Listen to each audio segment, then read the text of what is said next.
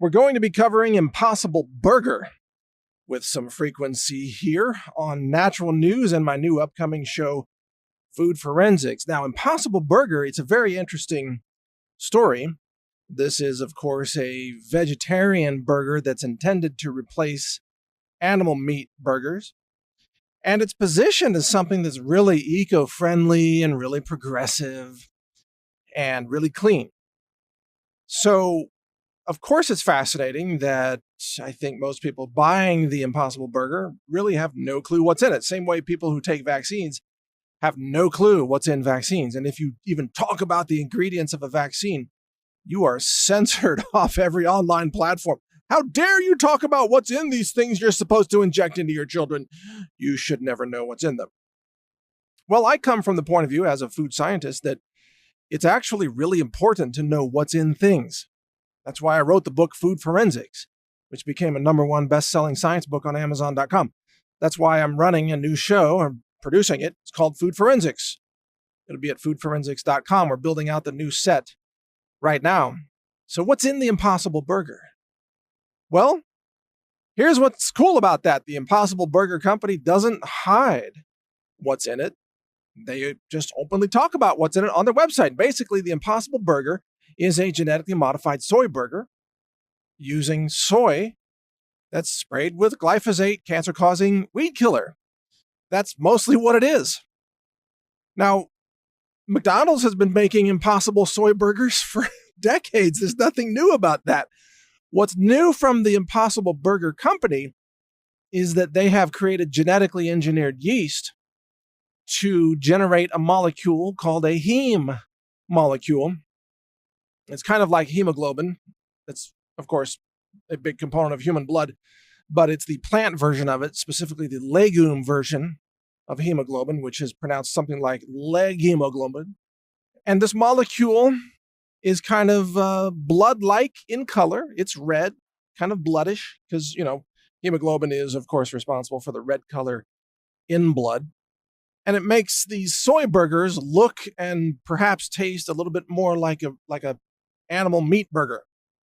Okay, so that's the premise. And I appreciate the fact that the Impossible Burger Company hasn't tried to BS everybody and lie and say, no, there's no GMOs in this, there's no soy in it, there's no glyphosate in it. No, they're pretty much just admitting, yeah, this is soy, it's genetically engineered, and you gotta appreciate that. In this age with so much deception and lies and everything, at least this company, if you agree or don't agree with what they're selling, at least they're just being upfront about it.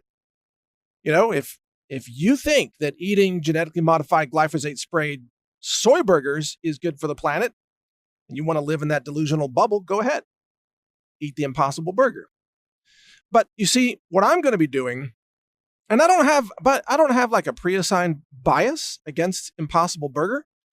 I can see that their product has some very interesting uses, and maybe one day they'll make the Impossible Organic Burger, which would be something I would really support, by the way. Glyphosate-free, non-GMO soybeans, things like that. That could be something that I could support. But until that day comes, let's just be honest about what really goes into making their product, because a lot of vegetarians and vegans think that soy falls out of the sky, like it's a magic crop that you don't have to have any inputs.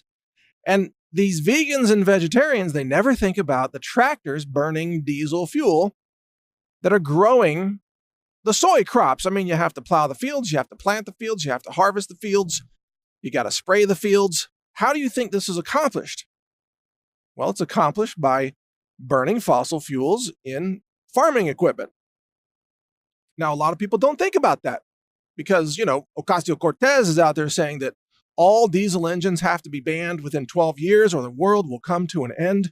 She wants to shut down the airline industry. She wants to shut down the transportation industry. She wants to shut down all farming and agriculture because it all depends on diesel engines, by the way, including soybean farming. And also, by the way, soybean farming depends on clear-cutting rainforests in the Amazon. So if you love eating soy burgers, you must love clear-cutting rainforests and spraying cancer-causing glyphosate weed killer on the food supply and burning diesel engines in the tractors, because that's how you grow soybeans. It's a lot of denialism in the vegan community about where your vegan food comes from. I remember one time talking to a vegan. I used to be a vegan, by the way. I was a vegan for some period of time. I was a vegetarian for a couple of years. And I did nothing but raw foods one time for, I think it was 90 days, a raw food vegan experiment for 90 days. Very interesting. So I've done all this. I know exactly what is involved in doing this. Yes, I've made pine nut nacho cheese dip with dried flax cracker nacho chips. Okay, I've done that. I've been there. And there's a lot of delusion in the world of veganism, because I remember talking to this one vegan one time. We were juicing, and this person lived in Chicago, and he was like, I like to juice celery all year long. I make like a celery apple drink, fresh juice, everything, put a little parsley in there, a little bit of kale, typical vegan recipe, which is great. It's very healthy for you if it's organic. But I said, look, you live in Chicago. Let's just take January as a typical Chicago winter month. Do you think there's celery growing anywhere near Chicago in January? And he's like, no, probably not. It's too cold. Right. So where do you think the celery comes from? He got to thinking about it. And after a while, I finally came to realize, well, it's probably coming from, Central or South America, frankly, probably South America. Yeah, that's right. So how many thousand road miles are on that celery? So you think you're saving the planet. You're actually emitting, fossil fuels and carbon dioxide that you think is destroying the world in order to get your celery to juice it in January. In other words, just eating vegetarian is not as clean as you think, or not as green as you think. Turns out eating local is actually better for the planet, including if eating local means eating meat. So locally raised eggs and meat and milk and veggies and fruit and things that are harvested in season near where you live is far greener for the planet than having your vegetarian cuisine that's trucked in from, Bolivia or wherever, Chile, because that's where a lot of this stuff comes from, you see. And I've had this discussion with a lot of people, and I found that vegans don't really think much about where their food comes from. And I'm afraid the same thing is happening here with the Impossible Burger. People just like, it's soy, it's plants, must be better than cows. Well, guess what?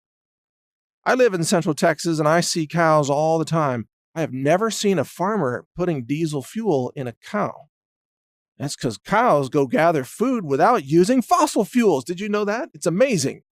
Cows go get their own water from a watering hole, or as they're called in Texas, a tank. A tank means like a pond or a little area that's been dammed up to have some drinking water for the cows. It's called a tank. Cows go get that water on their own. Cows go get food. Cows can take land that is unusable for normal agriculture, and cows can turn that land into beef. That's fascinating.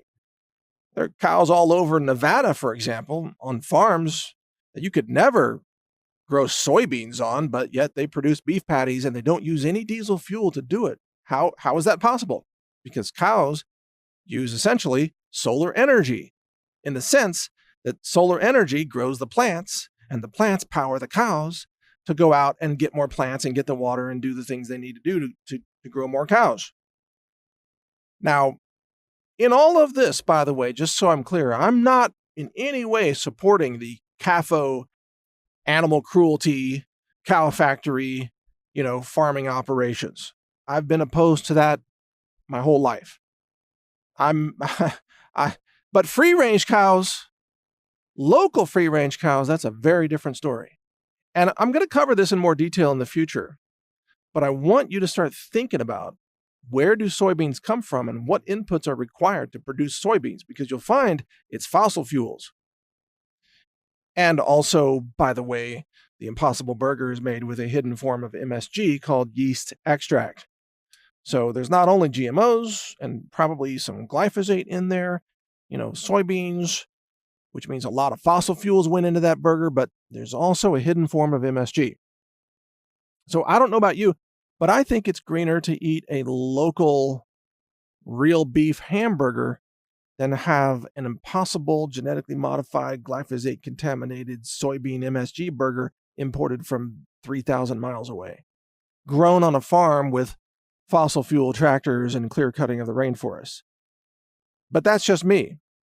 Maybe you think that industrial mechanized monoculture is great for the environment. If so, eat up and power your delusion. Power your little bubble world of falsehoods. That's okay. It's your choice. Food freedom. I believe in it. You can eat whatever the heck you want. But I'd prefer to eat real food, real local food, rather than your fake impossible food that, in my view, is far worse for the planet than just having a burger. All right? But we'll talk about it more later. I appreciate you listening. Watch for my new upcoming show, foodforensics.com will be the website, launching in a month or two. And it's going to be a food science show. Going to be really interesting. And maybe this impossible burger company will come out with an organic version, and I might actually support that. Who knows? Not if there's MSG in it, but maybe there's no MSG. That'd be interesting. Let's take a look at it. My name's Mike Adams. Thank you for listening. Read my website, NaturalNews.com. Thanks for listening. Learn more at healthrangerreport.com.